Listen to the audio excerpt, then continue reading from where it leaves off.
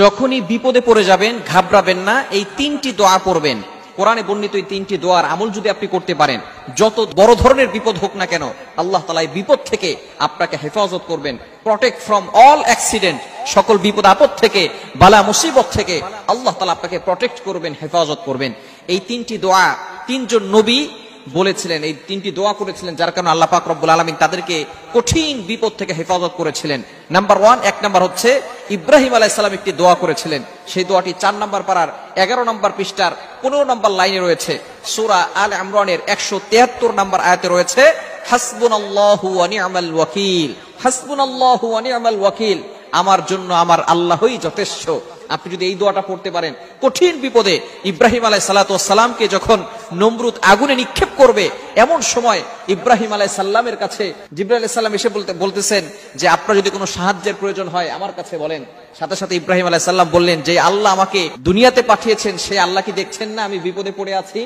জিবরাইল আলাইহিস সালাম বলতেছেন হ্যাঁ দেখতেছেন। তখন ইব্রাহিম আলাইহিস সালাম বললেন, সেই আল্লাহ যদি চান আমি মারা যাই, আমি আল্লাহর জন্য একবার দুইবার নয় লক্ষবার এই আগুনে ঝাঁপ দিতে প্রস্তুত রয়েছি। আর ওই আল্লাহ যদি চান আমাকে হেফাজত করবেন, তাহলে দুনিয়ার কারো সাহায্যের প্রয়োজন নেই, আমার আল্লাহ আমাকে হেফাজত করবেন। বলেন সুবহানাল্লাহ। তখন ইব্রাহিম আলাইহিস সালাম এই দোয়াটা পড়েছিলেন, হাসবুনাল্লাহু ওয়া নি'মাল ওয়াকিল, আমার জন্য আমার আল্লাহই যথেষ্ট। আপনি যদি বিপদে পড়ে এই দোয়াটি পড়তে পারেন, হাসবুনাল্লাহু ওয়া নি'মাল ওয়াকিল, সূরা আল ইমরানের 173 নম্বর আয়াত, হাসবুনাল্লাহু ওয়া নি'মাল ওয়াকিল, হাসবুনাল্লাহু ওয়া নি'মাল ওয়াকিল, এতটুকু যদি পড়তে পারেন আল্লাহ তাআলা কঠিন থেকে কঠিন বিপদ থেকে আপনাকে হেফাজত করবেন। নাম্বার 2, দ্বিতীয় নাম্বার দোয়া হচ্ছে নূহ আলাইহিস সালাম এই দোয়াটি পড়েছিলেন, সূরা কমারের 10 নম্বর আয়াতে রয়েছে, রব্বি ইন্নী মাগলুবুন ফান্তাসির, রব্বাহু আন্নী মাগলুবুন ফান্তাসির। নূহ আলাইহিস সালাম এই দোয়াটা করেছিলেন, রব্বি ইন্নী মাগলুবুন ফান্তাসির। আপনি আপনার রবের কাছে সাহায্য প্রার্থনা করছেন। আপনি যদি আপনার রবের কাছে সাহায্য প্রার্থনা করেন, আল্লাহ পাক রব্বুল আলামিন অবশ্যই আপনাকে কঠিন থেকে কঠিন বিপদ থেকে হেফাজত করবেন। নূহ আলাইহিস সালাম 950 বছর দাওয়াত দিয়েছিল, মাত্র 80 থেকে 82 জন মানুষ দিনটাকে কবুল করে নিয়েছে, বাকি কেউ এই দিনকে কবুল করে নেয় নাই। ফাইনালি নূহ আলাইহিস সালাম আল্লাহর কাছে দোয়া করেছিলেন এবং বিশাল প্লাবন হয়েছিল, এগুলো আমরা অনেকেই জানি, এই ঘটনা বলবো না।